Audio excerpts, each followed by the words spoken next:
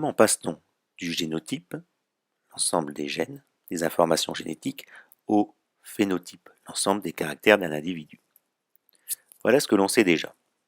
On sait que le phénotype macroscopique au niveau de l'organisme est dû à un phénotype au niveau des cellules, phénotype cellulaire.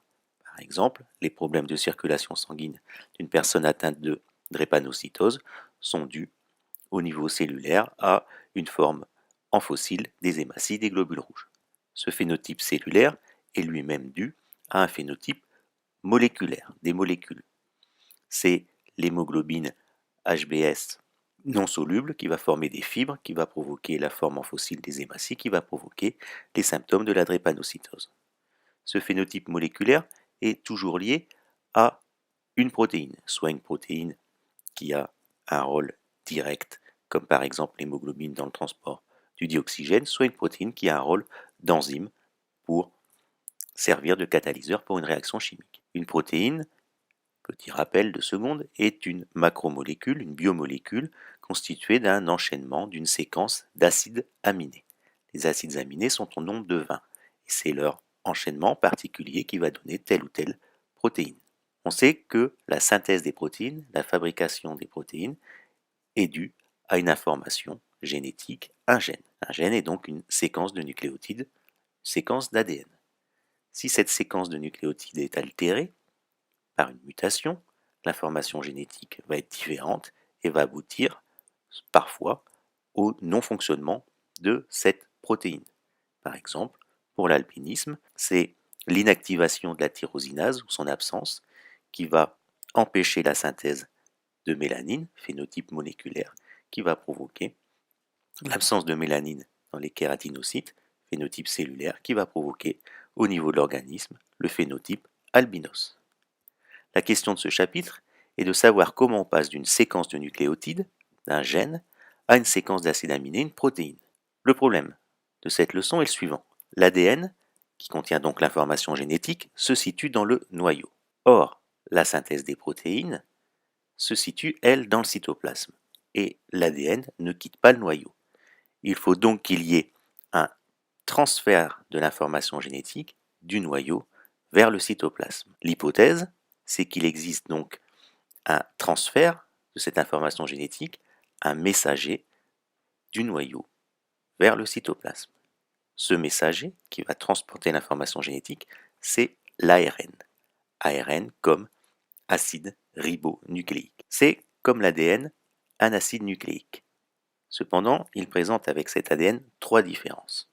La première, c'est que c'est une molécule d'un seul brin. On l'appelle monocaténaire, alors que l'ADN est bicaténaire. Deuxième différence, le sucre. Chez l'ADN, c'est un désoxyribose, alors que chez l'ARN, c'est un ribose. Enfin, dernière différence, la base azotée uracile, qui remplace la thymine. Voilà, résumé, les différences entre ADN et ARN. Il y a donc transmission de l'information génétique de l'ADN vers l'ARN. Cet ARN va pouvoir quitter le noyau pour aller sur le lieu de synthèse des protéines. Ce transfert de l'information génétique de l'ADN vers l'ARN est appelé transcription. Elle se produit dans le noyau sous la forme suivante. Il y a une enzyme appelée l'ARN polymérase qui va repérer les régions de l'ADN à coder. Elle va s'insérer dans la double chaîne de l'ADN, l'écarter, puis lire un brin, dit brin transcrit, et accrocher à ce brin les nucléotides de l'ARN correspondant, où le U va remplacer le T, l'uracile va remplacer la thymine. Lorsqu'elle va arriver à une zone qu'on appelle la terminaison, elle va se détacher de l'ADN et libérer l'ARN qu'on appelle ARN pré-messager. Cet ARN pré-messager va donc se retrouver dans le noyau. On peut observer cette transcription dans le noyau sur ces microphotographies où on voit les lignes sombres qui sont donc l'ADN et autour de cet ADN, avec cette forme caractéristique de sapin, dit sapin de Noël, les différentes ARN polymérases qui lisent l'ADN et fabriquent ces petits filaments que sont l'ARN prémessager. On a fait des expériences où on a pris des ARN messagers qu'on a recollés artificiellement à l'ADN. Et on s'est rendu compte que les ARN messagers, ceux qui sortaient dans le cytoplasme, étaient beaucoup plus courts que l'ADN qui avait été transcrit. C'est ce qui est représenté ici par les boucles A, B, C, etc. Comment expliquer ce phénomène? En fait, avant de sortir du noyau dans le cytoplasme, l'ARN, dit prémessager, va subir une maturation. Il y a donc, première étape, la transcription d'un gène qui va donner un ARN, dit ARN prémessager. Cet ARN prémessager va être ensuite subir une maturation, notamment au niveau des extrémités. On va lui ajouter un chapeau et une queue qui va lui permettre de sortir du noyau. Ensuite, il va y avoir le phénomène qu'on appelle l'épissage. De quoi s'agit-il? Toutes les parties de l'ADN qui ont été transcrites ne sont pas codantes, c'est-à-dire ne contiennent pas une information nécessaire à la synthèse des protéines.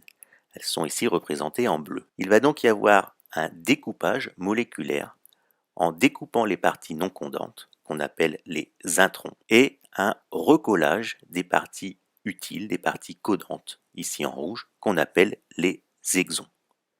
Ce qui explique donc qu'au final, l'ARN M, comme ARN messager ou ARN mature, est beaucoup plus court que l'ADN. On le voit ici sur cet exemple, le gène fait 7700 paires de bases, alors que l'ARN messager n'en fait à peine 2000. C'est ce qu'on appelle l'épissage. Il y a donc découpage de l'ARN prémessager, les introns sont enlevés et les exons sont recollés. Voilà une animation qui montre. L'ADN permet la fabrication d'un brin d'ARN, ici en argenté, qui porte les informations, les lettres, qui seront lues pour produire nos protéines.